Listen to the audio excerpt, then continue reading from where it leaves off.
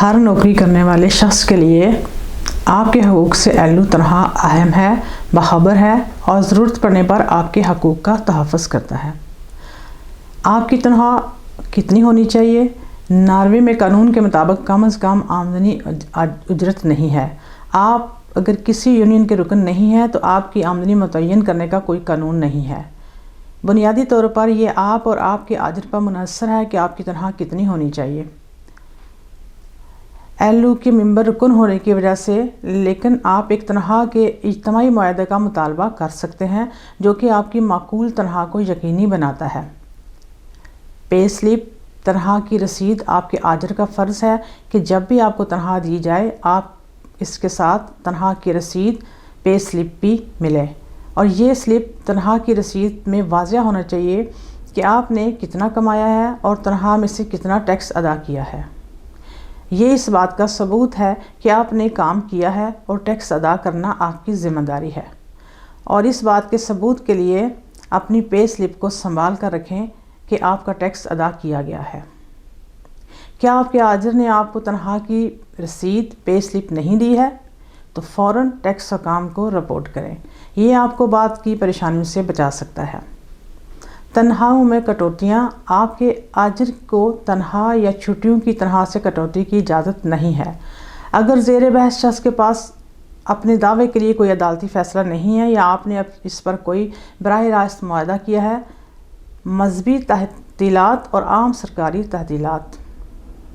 اگر آپ کے پاس اس کمپنی کی تنخواہ کا اجتماعی معاہدہ ہے جس میں آپ کام کرتے ہیں تو آپ کو تمام سرخ دنوں کی چھٹیوں کی تنخواہ کے لیے ضمانت دی جاتی ہے، اور وہ دن یہ ہیں: نئے سال کا پہلا دن، مقدس جمعرات، گڈ فرائیڈے، دوسرا ایسٹر ڈے، 1 مئی، مسیح اسینشن ڈے، 17 مئی، پینٹیکوسٹ، کرسمس کا پہلا اور دوسرا دن۔ اجتماعی معاہدے کے بغیر آپ صرف 1 مئی اور 17 مئی کی تنخواہ کے حقدار ہیں۔ اضافی وقت۔ آپ کو اضافی وقت، اوور ٹائم کی بھی تنخواہ ملنی چاہیے، اور تنخواہ میں کم از کم 40% اضافہ ہونا چاہیے۔ اضافی وقت کی رقم اس صورت میں لاگو ہوتی ہے یعنی ملتی ہے جب آپ ایک دن میں 9 گھنٹے سے زیادہ اور ایک ہفتے میں 40 گھنٹے سے زیادہ کام کرتے ہیں۔ آپ ایلو کے یا کسی کے ممبر ہیں۔ اگر آپ ایسی کمپنی میں کام کرتے ہیں جس کے ہاں آپ کو تنخواہ کا اجتماعی معاہدہ موجود ہے تو آپ قانون کے مطابق اوور ٹائم کی بہتر تنخواہ کا دعویٰ کر سکتے ہیں۔ یہ عام طور پر عام گھنٹہ کی اجرت سے 50 سے 100% زیادہ ہے، اور یہ رات اور ہفتہ کے آخری دن کے کام پر بھی لاگو ہوتا ہے۔ اگر آپ بیمار ہو جائیں، اگر آپ نے اسی آجر کے ساتھ کم از کم 4 ہفتے کام کیا ہے تو آپ بیماری کی چھٹی کی پہلے دن سے بیماری کے فوائد کے حقدار ہیں۔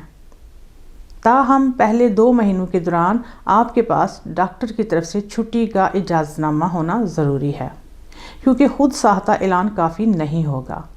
اگر آپ نے ایک ہی جگہ پر 2 ماہ سے زیادہ کام کیا ہے تو آپ کو کام سے اس صورت میں فارغ بھی کیا جا سکتا ہے اگر آپ مسلسل 3 ایام تک خود اعلان کر کے چھٹی لیتے ہیں۔ آپ 12 مہینوں کے دوران 4 مرتبہ خود رپورٹ کر کے چھٹی لے سکتے ہیں۔ کچھ کمپنیوں کے پاس خود اطلاعاتی اسکیم والا بہتر معاہدہ ہے، تاہم آپ کو یہ معلوم ہونا چاہیے کہ آپ جہاں کام کرتے ہیں وہاں کون سی اسکیمیں لاگو ہوتی ہیں۔ ایک طویل عرصے کی علالت۔ آجر کو بیماری علالت کے پہلے 16 دنوں تک آپ کی تنخواہ کی ادائیگی کی ذمہ داری ہے۔ اس کے بعد آپ قومی بیمہ اسکیم سے بیماری کے فوائد کے حقدار ہو سکتے ہیں۔ ٹیکس ڈائریکٹریٹ ٹیکس جمع کروانے کے ذمہ دار ہیں اور معلومات اور رہنمائی کی ذمہ دار ہیں، جس سے شہریوں اور کاروباری اداروں کو ان کے فرائض اور حقوق جاننے میں مدد ملتی ہے۔ چھٹی کی تنخواہ۔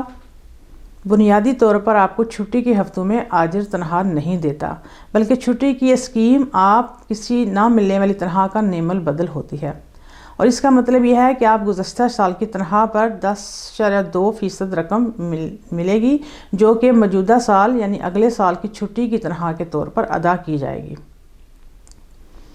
بیماری الاؤنس۔ بیماری الاؤنس وہ رقم ہے جو آپ کو اپنی آمدنی کے متبادل کے طور پر ملتی ہے جب آپ بیماری یا کسی چوٹ لگنے کی وجہ سے کام کرنے کے قابل نہیں ہوتے۔ یہ تنخواہ کا 100% ہے۔ خود ساختہ اطلاع رننگ رپورٹ۔ خود ساختہ اطلاع رپورٹ کا مطلب ہے کہ آپ اپنے آجر کو ڈاکٹر کا بیان جمع کرائے بغیر خود مطلع کرتے ہیں کہ آپ کسی بیماری یا چوٹ کی وجہ سے کام نہیں کر سکتے۔